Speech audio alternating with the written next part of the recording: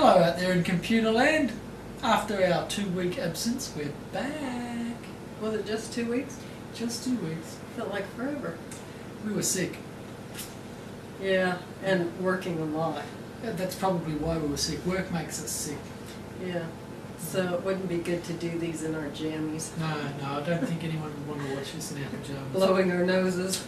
That's right, yes, lots and lots of that. Anyway, we're going to talk about Muscle of Love this week, just one album this week. It's the last one Alice Cooper does as a group. That's right. And it wasn't produced by Bob Ezrin this time. No, it wasn't. Which is the first major album of theirs to be not produced by Bob Ezrin. It was produced by Jack Richardson and Jack Douglas, who went on to be Aerosmith's major producer for the best part of the 70s.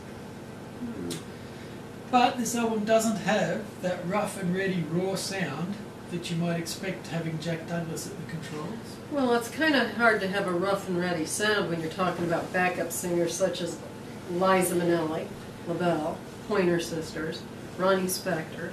I mean, he was flirting with disco. Each and every one of those lady singers was a better choice than Donovan. Yeah. Agreed. That's right. One of the early names for this album was apparently going to be A Kiss and a Fist. That would have been better suited for an album such as School's Out, with the whole gang. That whole gang violence thing. Yeah. That's possible, yeah.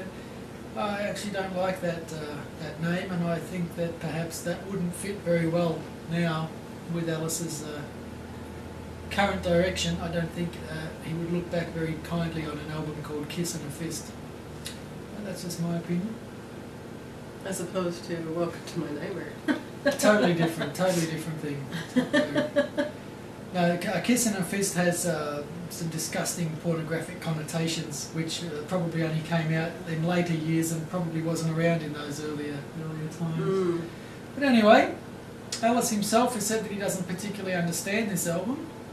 Well, you know, we read that it was supposed to be a concept album of teenage angst. On the world's most reliable information site, Yeah. the Wikipedia. Yeah. Everything's right on the Wikipedia. Life on the streets of New York City, male hookers. Male hookers. Yeah, that's 3 different concepts there. That's not one single concept. I think the whole album has a strong sex-based theme. Yeah. But I don't see a concept as a story like, you know, Dark Side of the Moon or something like that. Or No. Welcome to My Nightmare. No.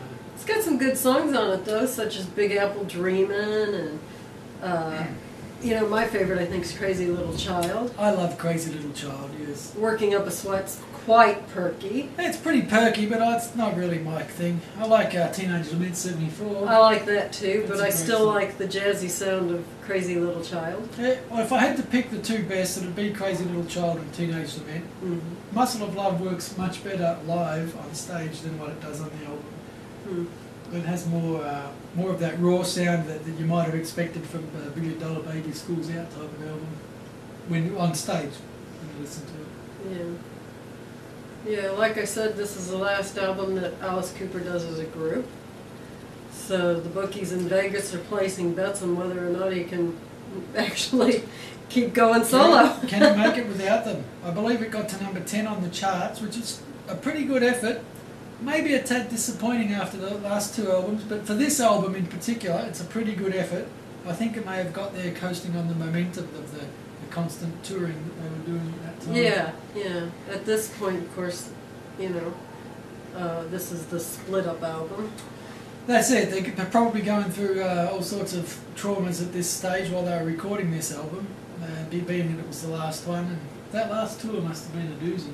Yeah. Well, it was 5 back-to-back albums in a very short period of time. And a constant tour. Well, 5 great albums in a short period of time, and constantly touring, and the boys were sick, and Alice loved it.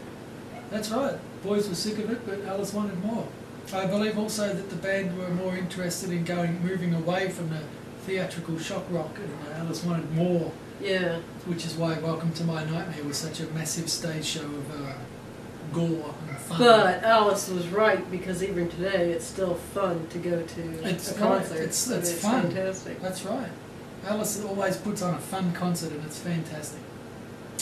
Woman Machine, I don't mind. That's kind of Woman Machine. Yeah, that kind of annoys me. Does it? You get a bit annoyed? It's a pretty good kind of album. an annoying song. I like it. But yeah, it's good. It's a good album. It's just After $1 Billion Babies is kind of a disappointment. Yeah. But anything probably short of the next album would be a disappointment after $1 Billion Babies. It would, because that's very, very hard to top that album. And a lot of bands face that very dilemma when they've got an album that everybody loves, like $1 Billion Babies, and try to follow it up. It's very, very difficult, and most artists don't succeed. No, but he manages to do it. It's just a few years down the road. But not now, not right now. No. Still quite a few years down the road. Yeah. Oh, Alice has had his fair share of total masterpieces, but I just don't think this one is quite one of them. No. Still a good album. Worth listening to. Great songs on it. It's just not, like we said, $1 Billion Babies quality.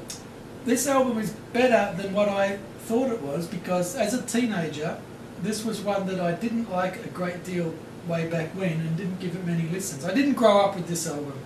I grew up with the others, but this one was pretty new to me to sit here and listen to for the last couple of weeks. And I've got to say, I'm a bit more flexible now that I'm older, and it's not as bad as I thought it was when I was a kid. It's not that bad.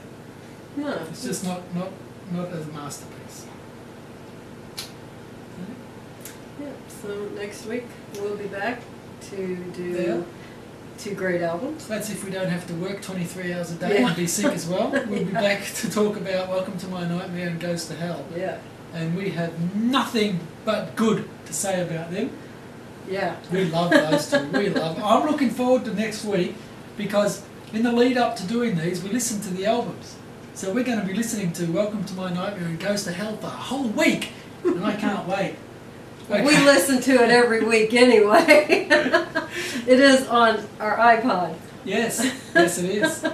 Well, actually, all of Alice's albums are on our iPod. Except for 3. But we'll let you guess what 3 they are. They're not. I thought they were all on there right now. Should we offer a prize? What prize? I don't know. Should we think of something? I don't care. Go for it.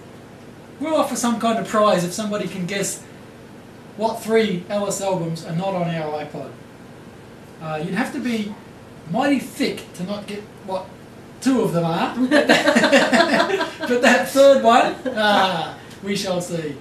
Okay? Yeah. All right. Thanks for watching. We'll see you next week. Bye.